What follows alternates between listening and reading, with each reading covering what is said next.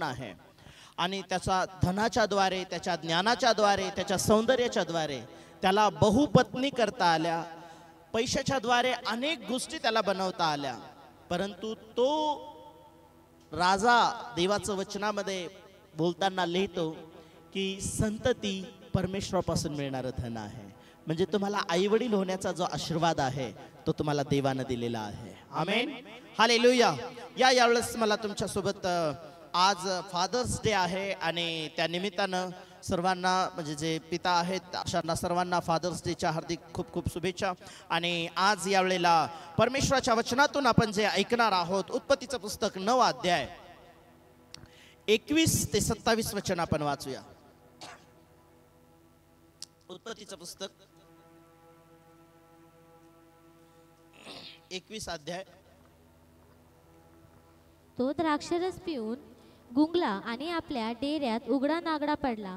तेव्हा कनानाचा बाप हाम याने आपल्या बापाची नग्न अवस्था पाहून आपले दोघे भाऊ बाहेर होते त्यास हे कळविले.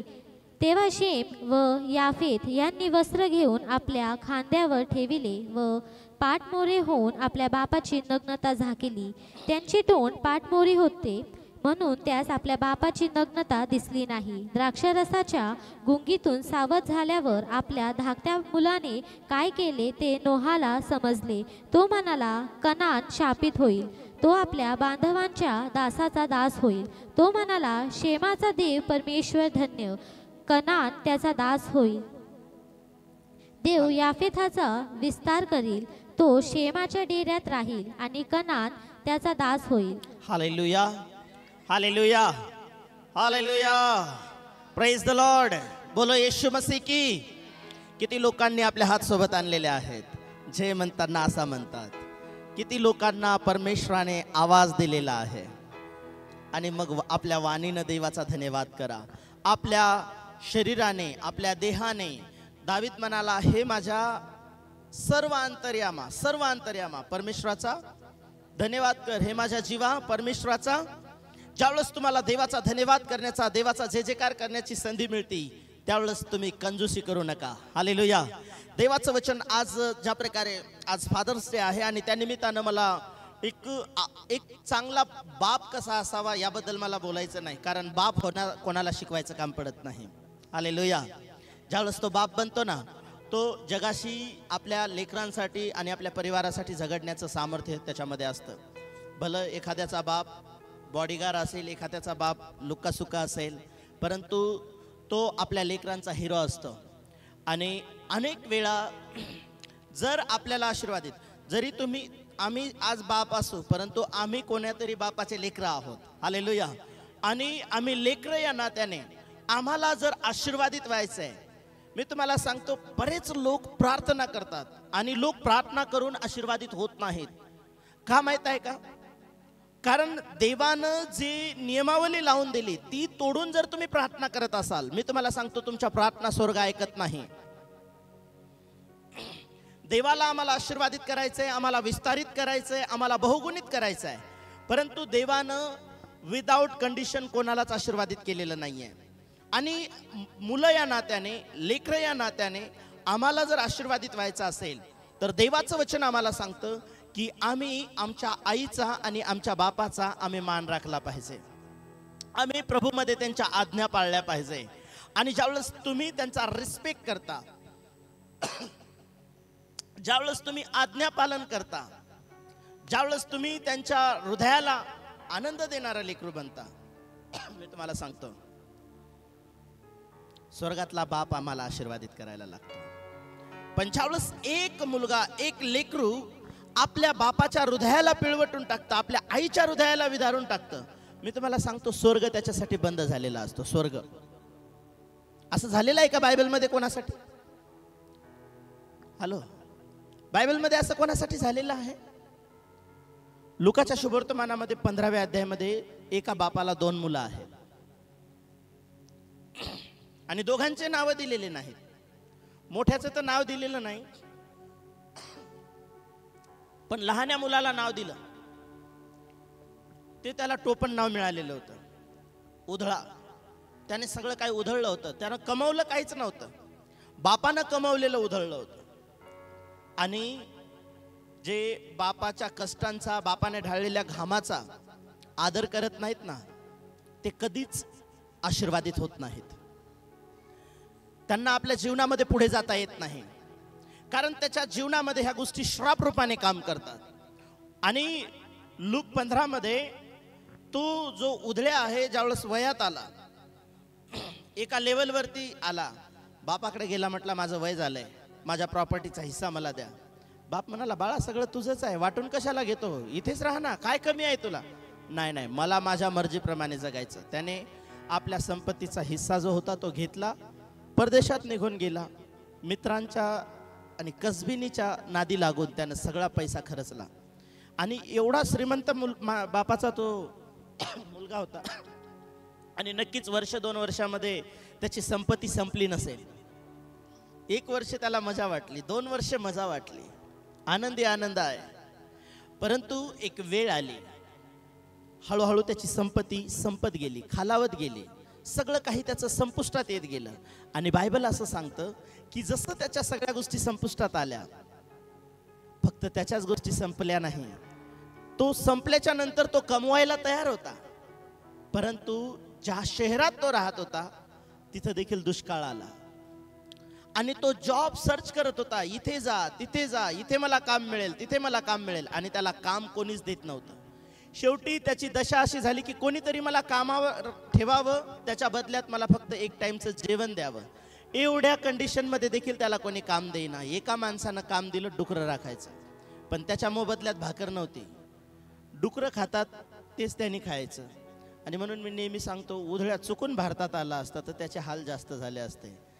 ज्या देशात तो गेला होता तिथे पाळीव डुकरं होते, आणि डुकरांच्या विशिष्ट प्रकारच्या शेंगा होत्या, त्या तो खात होता. भारतात आला असता तर त्याचे बेहाल झाले असते. तो काम करायला तयार होता, सगळं काही करायला तयार होता, पण त्याच्यामुळं ज्या शहरात होता तिथं देखील दुष्काळ आला. त्याच्यासाठी पृथ्वी काही द्यायला तयार नव्हती आणि स्वर्ग देखील काही द्यायला तयार नव्हता. ज्यावेळेस तो शुद्धीवर आला, त्याला कळालं, मी फक्त माझ्या बापाला दुखावलेलं नाही.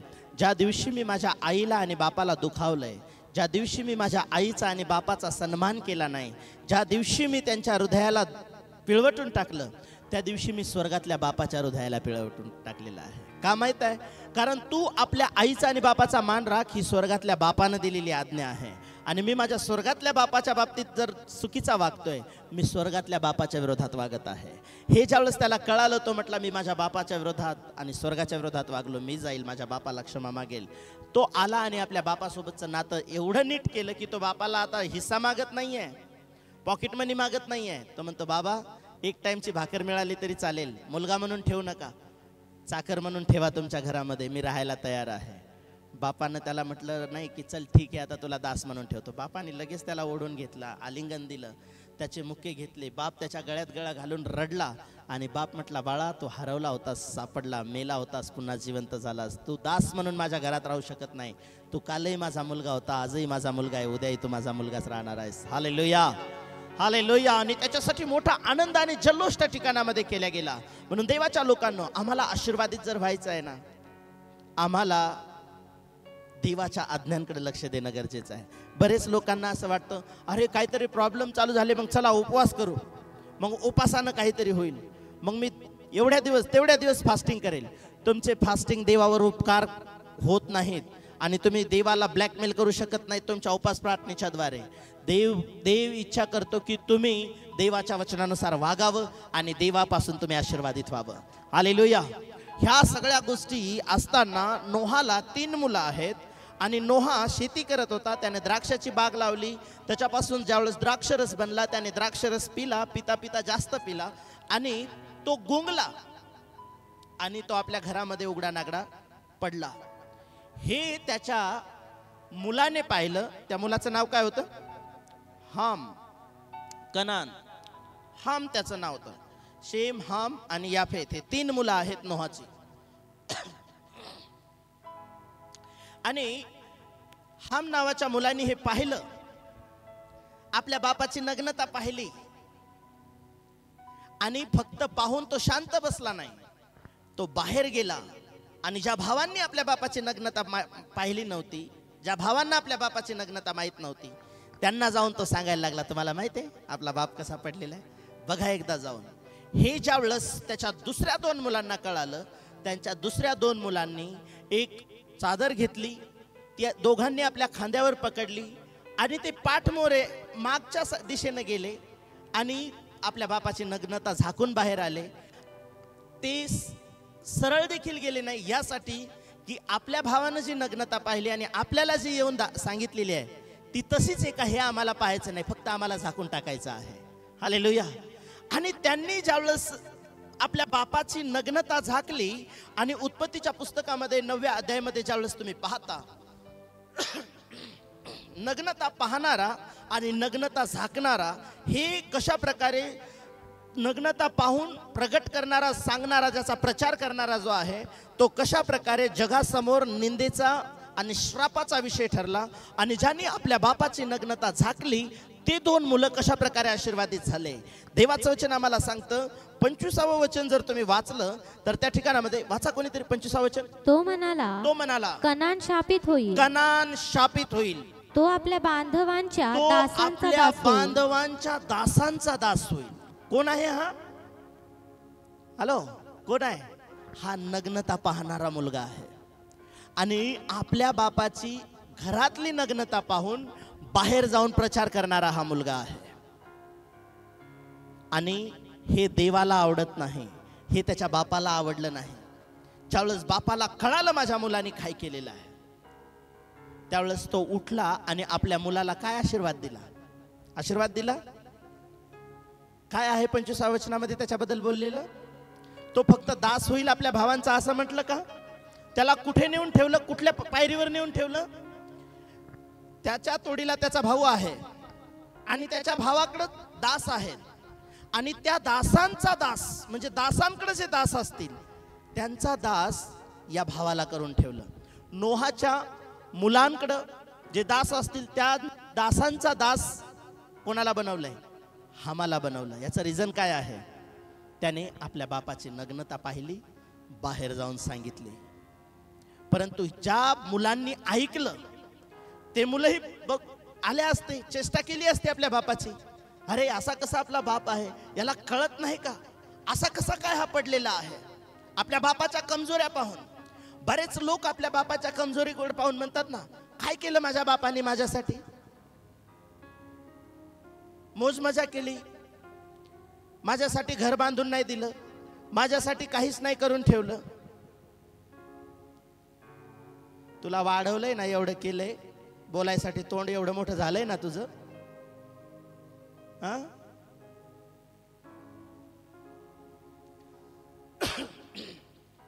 ते काय करतात माहित आहे? बाहेर जाऊन ज्यावेळेस सांगतात ना, माझा बाप लय विचित्र माणूस आहे, ते आपल्या बापाची नग्नता बाहेर प्रगट करतायत. हालेलुया. पण बायबल सांगतं की 2 मुलं ज्यावेळेस त्यांनी ऐकलं, बोलणाऱ्याचा ऐकण्यापासून आपले कान आपण आवरू शकतो का? कोणी जर बोलत आहे तर आपल्या कानामध्ये ते शब्द जाणार ना. पण ज्यावेळेस तुम्ही ऐकता त्यावेळेस तुम्ही रिॲक्ट काय करता? बऱ्याच वेळेला चर्चमध्ये असे लोक आपल्याला आढळतात. तुम्हाला माहिती आहे का पाळकाने काय केलं? मला असे लोक आजही माहीत आहेत. आज परमेश्वराच्या दयेनं मी ज्यावेळेस मनन करत होतो, मी देवाला धन्यवाद दिला की प्रभू अशा प्रकारचे लोक आज माझ्या आजूबाजूला तू ठेवले नाहीत. मी एक दिवस एका सेवकाला चर्चमध्ये बोलवलं. त्या सेवकांनी बऱ्याच आशीर्वादांबद्दल बोलले आणि त्या आशीर्वादामध्ये शिकवताना त्यांनी हेही शिकवलं, जर तुम्हाला फायनान्शियली आशीर्वादित व्हायचं आहे तर तुम्ही आपल्या कमाईचा 10वा भाग चर्चमध्ये पेरायला पाहिजे. हे त्यांच्या संदेशातला भाग होता. एका परिवाराने 2-3 लोकांना सोबत घेतलं, घरी नेलं, पोहे बनवले त्यांच्यासाठी, चहा बनवला आणि ते म्हणे तुम्हाला माहिती आहे का आज आपल्या पास्टरनी काय केलं? ते म्हणे कुठं? आपले पास्टर बसूनच होते आज. आपल्या पास्टरनी शेवटची प्रार्थना केली ना, आशीर्वाद दिला फक्त. नाही नाही, तुम्हाला नाही कळणार, आम्हाला कळालेलं आपल्या पास्टरनी काय केलंय. म्हणे काय केलंय? आपल्या पास्टरला आहे ना आपल्याकडून डायरेक्ट पैसे मागता येत नाहीत म्हणून बाहेरच्या पाळकाला येऊन आपल्याकडून पैसे कसे काढायचे ते शिकवायला सांगितलं म्हणे आपल्या लोकांना. आता ते लेकरं इमानदार होते, तिथले पोहे खाल्ले तिथले पोहे खाल्ले, चहा पिला, मला येऊन भेटले, पास्टर आम्ही हामाच्या घरी गेलो होतो आणि तो या प्रकारे तुमची नग्नता तिथे प्रगट करत होता.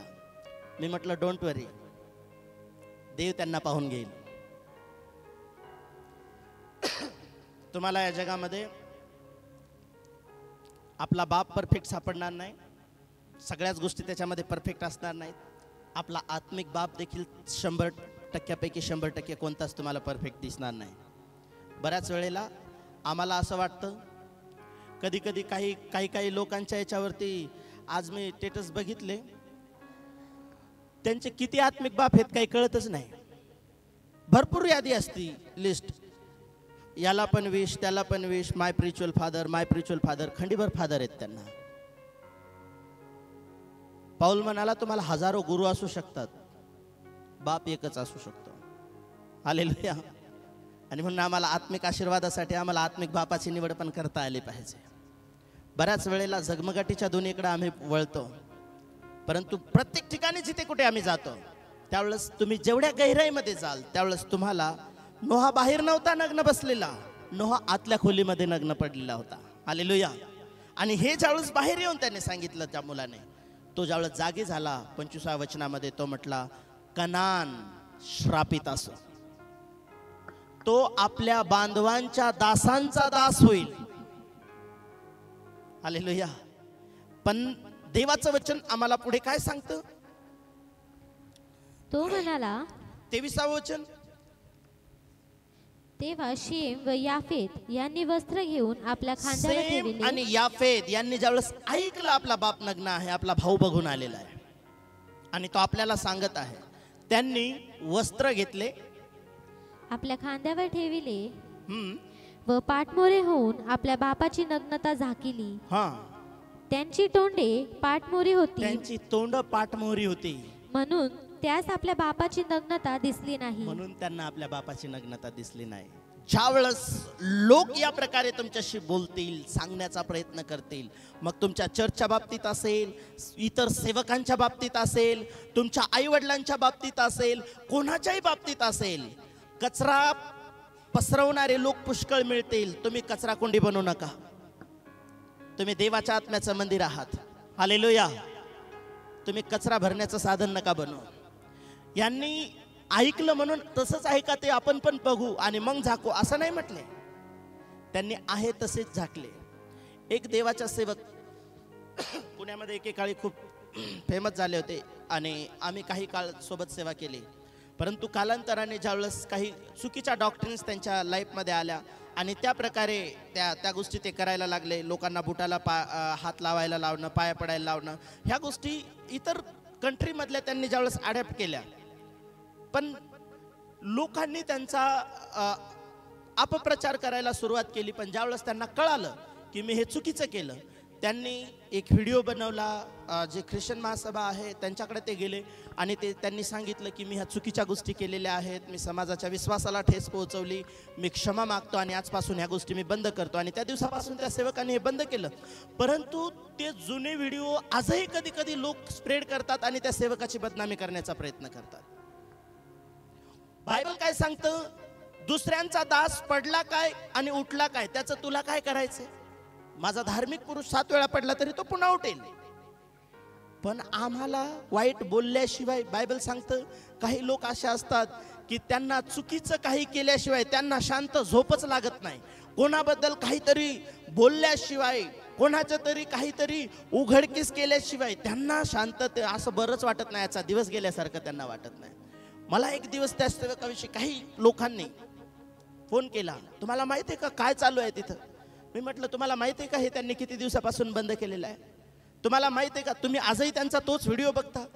तुम्ही त्यांचा ह्या गोष्टी त्यांनी मी हे ढोंग केलं, चुकीच्या केल्या, चुकीची गोष्ट केली, समाजाच्या विश्वासाला ठेस पोहोचवली, इथून पुढे मी ह्या गोष्टी करणार नाही, हा व्हिडिओ देखील त्यांचा यूट्यूबवरती आहे, हा कधी तुम्ही पाहिलाय का? ते म्हटले नाही, आम्ही कधी नाही पाहिला. मग म्हटलं तुम्ही हामाचे भाऊ आहात, आजही तुम्हाला देवाच्या सेवकांची नग्नता पाहायला आणि बाहेर जाऊन त्यांच्यावरती किचड उचलायला आवडतं. आणि असे लोक कधी आशीर्वादित होत नाहीत. हालेलुया. परंतु ते लोक लोक आम्ही बनलं पाहिजे. एक व्यक्ती आहे जो आपल्या बापाची नग्नता पाहून बाहेर सांगणाऱ्यांपैकी आहे, पण दुसरे 2 भाऊ आहेत त्याच बापाचे लेकरं, ज्यांनी आपल्या बापाच्या सॉरी नग्नतेविषयी ऐकलं आणि पाठमोरे जाऊन झाकण टाकलं. बाप ज्यावेळेस उठला त्याने 25व्या वचनामध्ये नग्नता पाहणारा आणि स्प्रेड करणाऱ्याला श्राप दिला. आणि पुढच्या वचनामध्ये कशा प्रकारे लिहिलं, जे हे कोण आहेत ऐका अगोदर, नंतर वाढत पुढे. सेम हा श्रापित झाला, परंतु शेम आणि याफेत ही जी 2 मुलं होती, जो याफेत आहे, याफेत या शब्दाचा जो अर्थ आहे इनलार्जमेंट किंवा एक्सटेंड, म्हणजे वाढ होणारा किंवा ज्याची वाढ होऊ शकते असा. जे मी तुम्हाला सांगतो काही गोष्टीचे जे बेनिफिट आहेत ना, तुमचं नाव काय आहे ना, मी सुरुवातीलाच सांगितलं उधळ्याचं खरं नाव काय होतं. आम्हाला जाऊन त्यांची वंशावळ चेक करावं लागेल उधळ्याचं खरं नाव, पण आम्हाला उधळ्याचं नाव उधळ्या म्हणून माहिती आहे. कशामुळं? उधळल्यामुळं. पण याफेताच्या बाबतीत त्याचं जे मिनिंग आहे त्याच्या नावाचं, तो ज्याची वाढ होऊ शकते किंवा वाढणारा, किंवा त्याचा दुसरा अर्थ ब्युटिफुल, सुंदर, हा देखील त्याच्या नावाचा अर्थ आहे. जे लोक नेहमी इतरांची नग्नता झाकण्याचा प्रयत्न करतात, आपल्या आत्मिक बापाचा, आपल्या जन्मदात्या बापाचा, आई वडिलांचा नग्नता, त्यांच्या कमजोऱ्या झाकण्याचा प्रयत्न करतात, ते लोक परमेश्वरासाठी सुंदर आहेत. देव त्या लोकांना वाढवू शकतो, देव त्यांचा विस्तार करू शकतो. तिसरा जो मुलगा आहे त्याचं नाव आहे शेम. आणि शेम या नावाचा जो अर्थ आहे तो नेम अँड फेम अँड रिन्युएन, म्हणजे नावलौकिकता आणि प्रसिद्धी ज्याला मिळेल असा व्यक्ती. सेम या शब्दाचा जो अर्थ आहे, ज्याला परमेश्वर प्रसिद्धी आणि नावलौकिकता देईल. हालेलुया. आणि याच्या मागचं रिझन काय माहित आहे? कारण ते आपल्या बापाची नग्नता पाहणाऱ्यांपैकी, ऐकणाऱ्यांपैकी नाहीत, तर ते पाठमोरे जाऊन झाकणाऱ्यांपैकी आहेत. तुम्ही कोण आहात? हालेलुया. तुम्ही कोणत्या मुलांपैकी आहात? आणि मग जे तुमची कृत्य आहे, जसं तुमचं चर्चमध्ये वागणं आहे, जसं तुमच्या आईबापांशी तुमचं वागणं आहे, जसं तुमच्या आत्मिक आईबापांशी तुमचं वागणं आहे, मी तुम्हाला सांगतो त्यावर डिपेंड करतील तुमचे भविष्यातले आशीर्वाद. तुमचं बऱ्याच लोकांना असं वाटतं, देवानं मला अग्नीसारखा माझा उपयोग केला पाहिजे, मी गेलो की भूत निघले पाहिजे, आणि माझ्याद्वारे चिन्ह चमत्कार झाले पाहिजे, मला प्रगटीकरण झालं पाहिजे, मला दर्शन झालं पाहिजे. आणि काय करणार? आपल्या बापाचं ऐकणार नाहीत, ना जन्म देणाऱ्या बापाचं, ना आत्मिक बापाचं, त्यांचंच घोडं धामटणार. आणि काय वाटतं तुम्हाला असे लोक? अलिशा एलियाच्या मागे आला होता. कशासाठी आला होता? अभिषेकाच्या द्वारे तो आकर्षित होऊन आला होता. आणि अलिशा कधीच अस्थिर माणूस नव्हता, तो अधीनतेमध्ये आला त्याच्या आत्मिक बापाच्या, आणि तो एलियाच्या हातावर पाणी टाकणारा बनला. त्याने दासाचं स्वरूप धारण केलं, दास म्हणून राहिला. एक शेवटची वेळ आली, त्यावेळेस एलियाने विचारलं, तुला काय पाहिजे? त्यावेळेस तो म्हटला, तुझ्यावर असलेल्या अभिषेकाचा दुप्पट वाटा मला पाहिजे. हालेलुया. आणि तो दुप्पट अभिषेकाचा वाटा त्याला मिळाला. आणि जो चमत्कार एलियाने आपल्या जीवनामध्ये सगळ्यात शेवटी केला होता, तो चमत्कार अलिशाने आपल्या जीवनामध्ये फर्स्ट चमत्कार तो आपल्या जीवनामध्ये त्याने केला होता. हालेलुया. एलियाने आपल्या जीवनामध्ये यार्देन नदी सगळ्यात शेवटी दुभागली होती. अलिशाने यार्देन नदी आपल्या सेवेच्या सुरुवातीला दुभागली होती. हालेलुया. म्हणून तुम्हाला ज्या गोष्टी, तुम्हाला भौतिक रीतीने आशीर्वादित व्हायचंय, आत्मिक रीतीने तुम्हाला आशीर्वादित व्हायचंय, फक्त प्रार्थना केल्याने आणि उपवास केल्याने होणार नाही. या लोकांनी अभिषेक मिळण्यासाठी, यांचा विस्तार होण्यासाठी, यांचं वाढ होण्यासाठी, यांची नावलौकिकता यांना मिळण्यासाठी यांनी काय केलं? परमेश्वराचं वचन आम्हाला काय सांगतं? जर तुम्ही देवाच्या वचनामध्ये जर वाचलं, 23 वचनापासून पुढे जर वाचलं, तेव्हा शेम व याफेत द्राक्षरसाच्या गुंगीतून सावध झाल्यावर आपल्या धाकट्या मुलाने काय केले ते नोहाला समजले. समजले.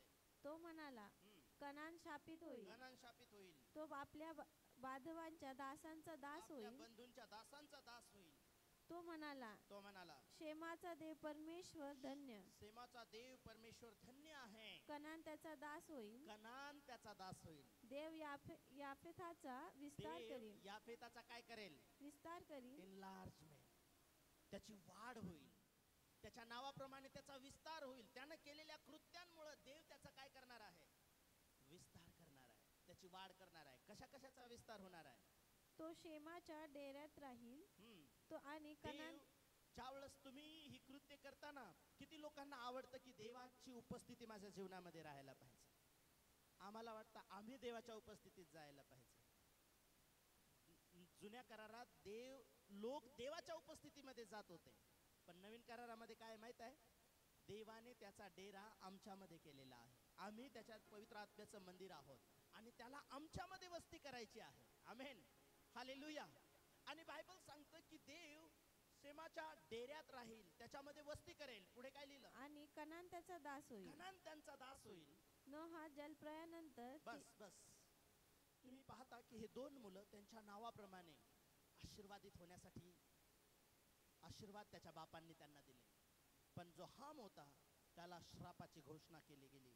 त्याला श्रापित होण्यासाठी शब्द बोलले गेले. म्हणून देवाच्या लोकांनो, देव तुम्हाला नावलौकिकता देईल. देव तुमचं नेम अँड फेम, फक्त तुमचं नाव मोठं करेल, तुमचा विस्तार करेल.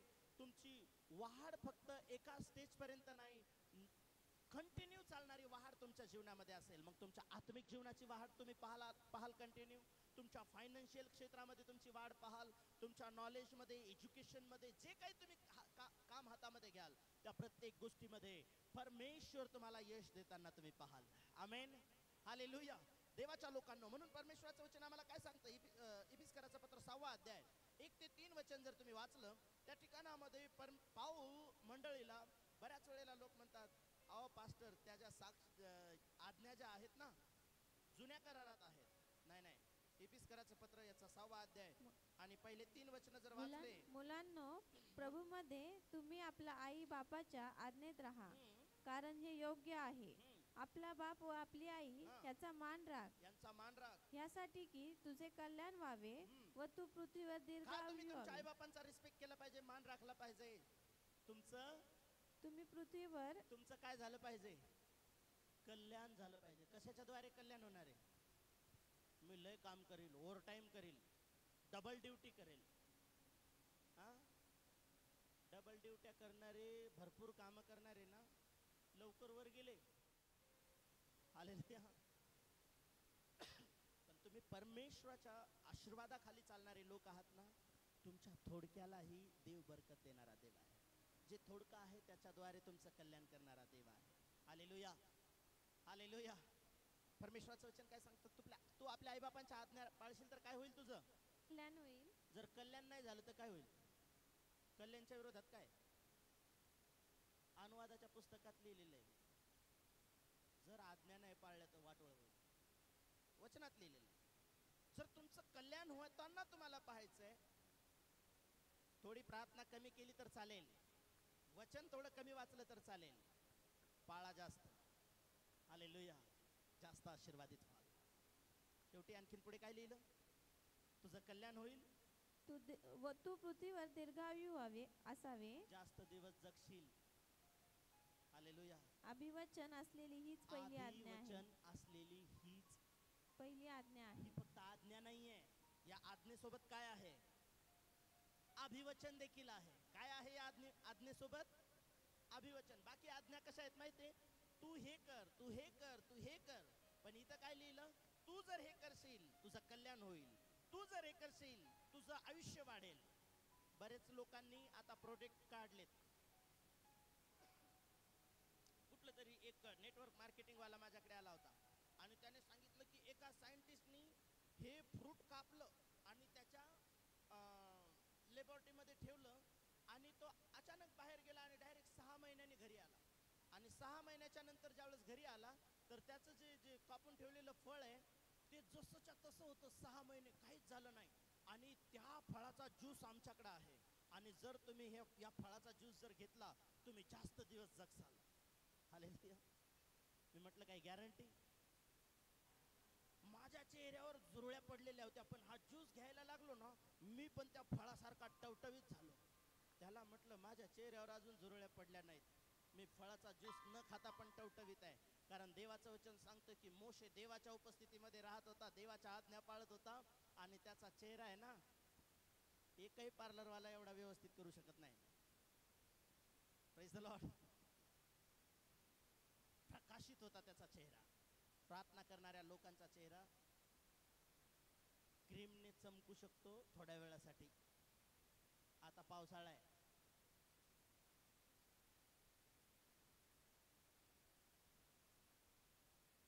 पण जर आम्ही प्रार्थना करणारे आणि देवाच्या सानिध्यात राहणारे जर लोक आहोत, मी तुम्हाला सांगतो तुमच्या चेहऱ्यावरचा जो ग्लो आहे, जी चमक आहे, ती परमेश्वराची असणार आहे. हालेलुया. तुम्हाला जर दीर्घायू व्हायचा असेल, तुमचं आयुष्य वाढताना पाहायचं असेल, तुमचं कल्याण होताना तुम्हाला पाहायचं असेल, जस्ट एक चांगला पुत्र बना जो आपल्या आईबापांची आज्ञा पाळणारा आहे. तुम्ही शेजारच्याकडे बघा जरा, प्रेज द लॉर्ड करा, आणि त्याला एक प्रश्न विचारा, तुम्ही हाम तर नाहीत ना? हालेलुया. काय प्रश्न विचारला? तुम्ही हाम तर नाहीत ना? एकाच बापाची मुलं आहे. काय काय नाव आहे? शेम, हाम आणि याफेत. त्याच्यापैकी काय बना तुम्ही? शेम आणि याफेत बना, हाम कधीच बनू नका. हालेलुया. हाम अधोगतीकडे गेला. ते लोक नेहमी अधोगतीकडे जातात जे दुसऱ्यांवर नुसते ब्लेम करतात, दुसऱ्यांना नावं ठेवतात, त्यांची नग्नता, त्यांच्या कमजोऱ्या. तुम्हाला माहितीये का त्याचं काय झालं? तुम्हाला माहितीये का तो किती वाजता उठतो? तुम्हाला माहितीये का त्याचं काय चाललंय? त्याचं काही चालू दे, पण तू खाली चाललास असं करणारा. हालेलुया. कारण या व्यक्तीला हामाला दासांचा दास बनवून टाकलं गेलं. म्हणून तुम्ही हाम तर नाहीत ना, ह्या गोष्टी आपल्या जीवनामध्ये नेहमी स्वतःला पारखून पहा. जो आपल्या बापाची नग्नता पाहतो आणि बाहेर जाऊन सांगतो तो हाम आहे, आणि जो अधोगतीकडे जाणारा आहे आणि गुलामगिरी पत्करणारा आहे. आपल्या जीवनामध्ये नेहमी आपल्या माता पित्यांचा आदर करणाऱ्या लोकांपैकी तुम्ही बना. दाविदाच्या जीवनाबद्दल जर तुम्ही पाहिलं तर आपला आत्मिक पिता याचा नेहमी रिस्पेक्ट केला. आत्मिक बाप त्याने कोणत्या व्यक्तीला मानलं माहितीये? जरा पहिले शमूएलचं पुस्तक 24 अध्याय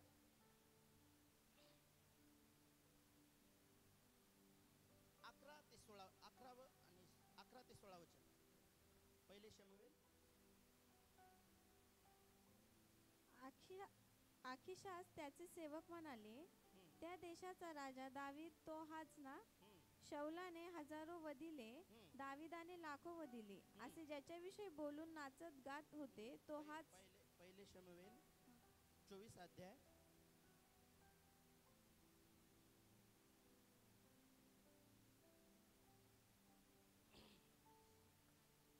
'शिवाय माझ्या पित्या, पहा माझ्या हातात आपल्या झग्याचा काठ आहे.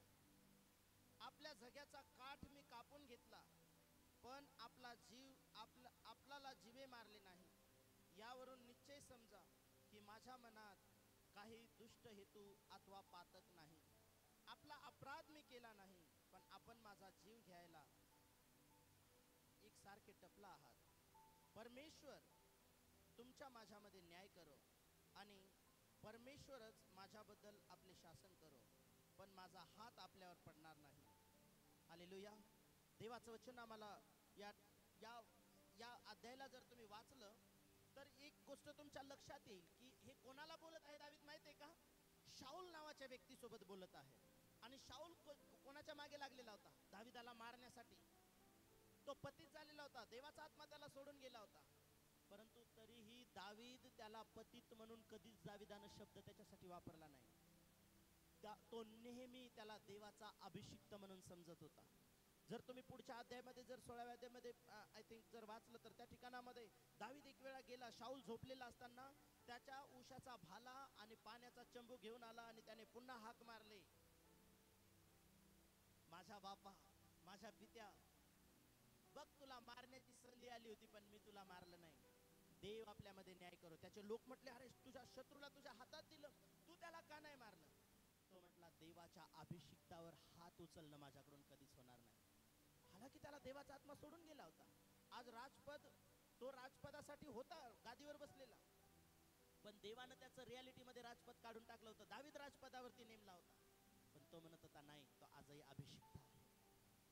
पण आम्हाला एखाद्याच्या बाबतीत काही ऐकलं, एखाद्या सेवकाच्या बाबतीत, एखाद्या पास्टरच्या बाबतीत, आम्ही त्याचा दिंडोरा पिटत बसतो आणि हे कारण आहेत आम्ही आशीर्वादित होत नाही.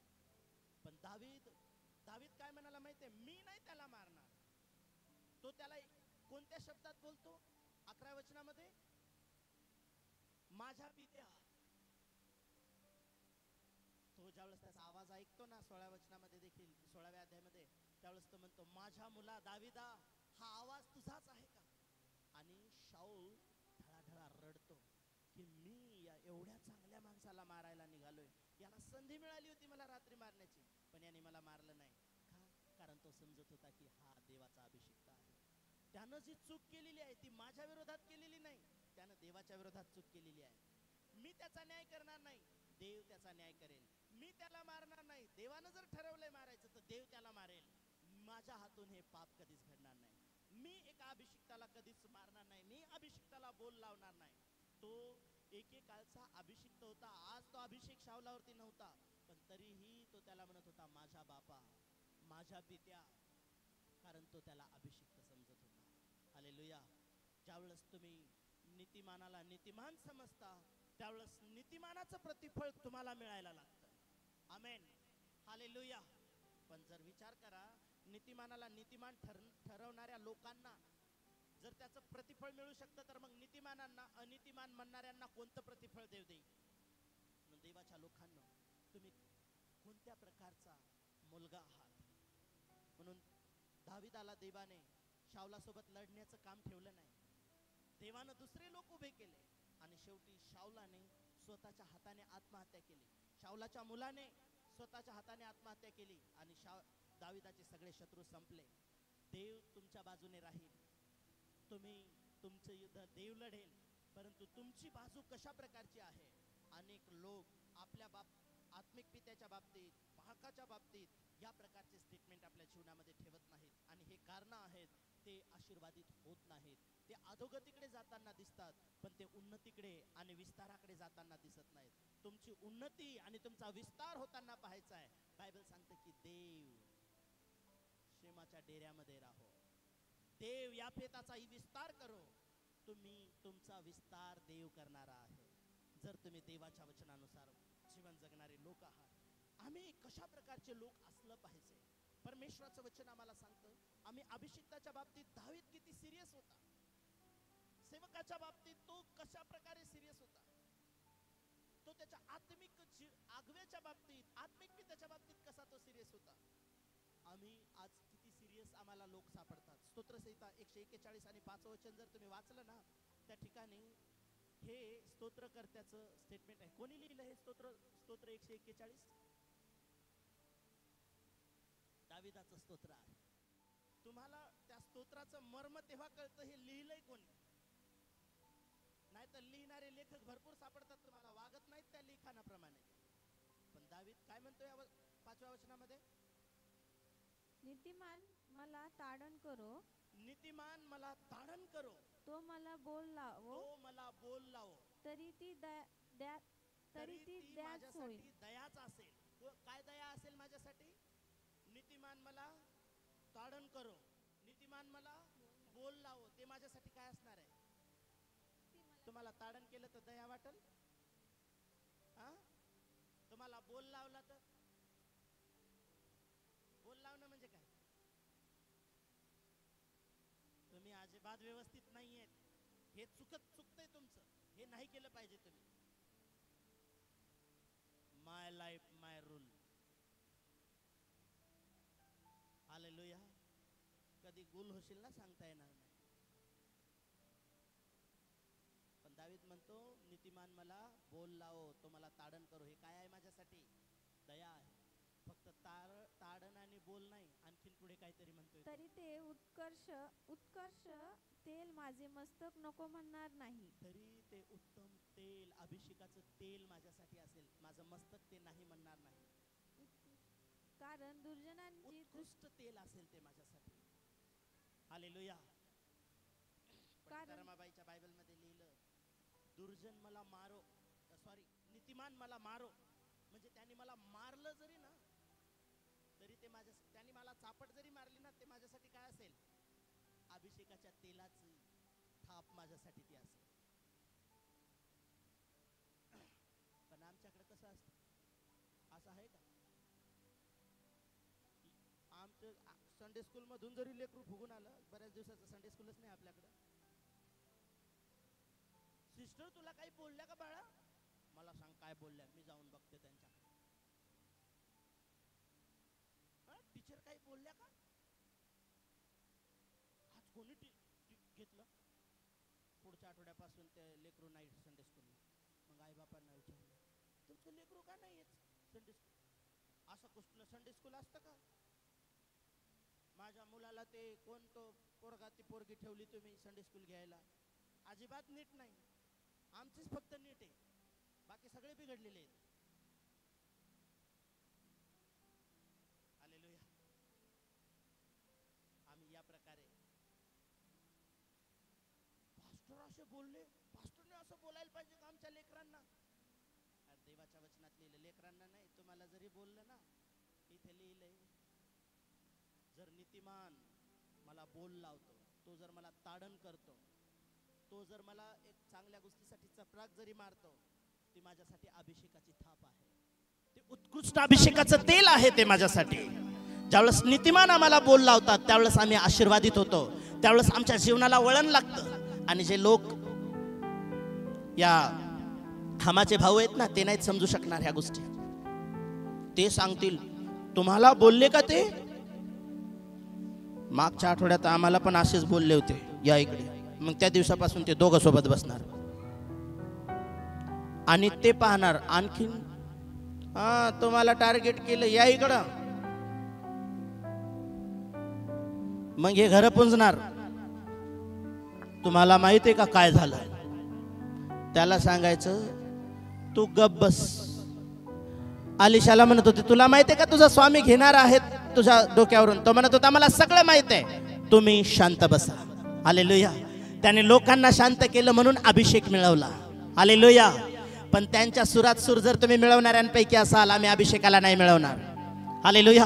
म्हणून देवाच्या लोकांनो, परमेश्वराचं वचन आम्हाला सांगतं की नीतिमान मला ताडण करो, मला बोल लावो. म्हणून इब्री लोकाचं पत्र काय सांगतं आम्हाला? इब्री लोकाचं पत्र 12वा अध्याय 5, 6, 7 वचन जर तुम्ही वाचलं, इब्री लोकाचं पत्र 12वा अध्याय 5 ते 7 वचन, ज्यावेळेस तुम्ही ह्या गोष्टी समजून घ्याल ना, मी तुम्हाला सांगतो तुम्ही आशीर्वादित लोक व्हाल. 12वा अध्याय आणि 5व्या वचनापासून देवाचं वचन आम्हाला सांगतं की, आणि तुम्हाला पुत्राप्रमाणे केलेला हा बोध तुम्ही विसरून गेला आहात काय? माझ्या मुला, परमेश्वराच्या शिक्षेचा अनादर करू नकोस आणि त्याच्याकडून दोष पदरी पडला असता खचू नकोस. कारण ज्याच्यावर परमेश्वर प्रीती करतो त्याला तो शिक्षा करीतो आणि ज्या पुत्रांना तो स्वीकारतो त्या प्रत्येकाला फटके मारतो. शिक्षणासाठी तुम्ही शिक्षा सहन करत आहात. देव तुम्हाला पुत्राप्रमाणे वागवतो आणि ज्याला बाप शिक्षा करत नाही असा कोण पुत्र आहे? आहे का इथं कोणी ज्याला बापानं कधीच शिक्षा केली नाही? हॅलो, हात वर करा बरं. तुमच्या बापाने तुम्हाला कधीच शिक्षा नाही केली? मला तर लय शिक्षा झाली. मी ज्या वेळेस चुकलो मला आठवतं, मी एक वेळेस लय बंडपणा केला होता.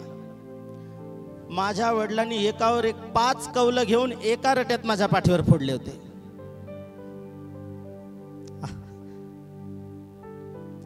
जेवढा मोठा बंडपणा तेवढी मोठी शिक्षा.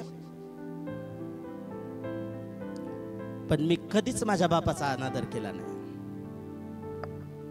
मी आजही माझ्या बापाचा तेवढाच रिस्पेक्ट करतो. इथं लिहिलं असा कोण आहे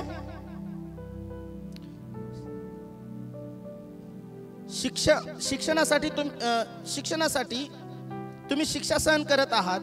देव पुत्राप्रमाणे तुम्हाला वागवतो आणि ज्याला बाप शिक्षा करत नाही असा कोण पुत्र आहे? ज्या शिक्षेचे वाटेकरी सर्व झाले आहेत, अशा शिक्षे वाचून तुम्ही जर आहात तर तुम्ही पुत्र नाहीत. ज्यांना शिक्षा आवडत नाही, ऐका वचनात पहा, तुम्हाला देवाने काय म्हणून स्वीकारलेलं आहे? किती लोक म्हणतात मी देवाचा पुत्र आहे. देवाला बाप म्हणायचं आणि देवाकडची अजिबात शिक्षा आणि डिसिप्लिन नाही मानायचं. पालकाला आत्मिक पिता म्हणायचं आणि त्यानं शिकवलेलं सांगितलेलं अजिबात काहीच करायचं नाही. हे कोण आहे? ऐका, वाचा देवाचं वचन जरा. 8वं वचन, ज्या शिक्षेचे वाटेकरी हा. सर्व झाले आहेत, अशा शिक्षे वाचून तुम्ही जर आहात तर तुम्ही पुत्र नाही, तर तुम्ही पुत्र नाहीत, दासी पुत्र आहात. हागारेचे.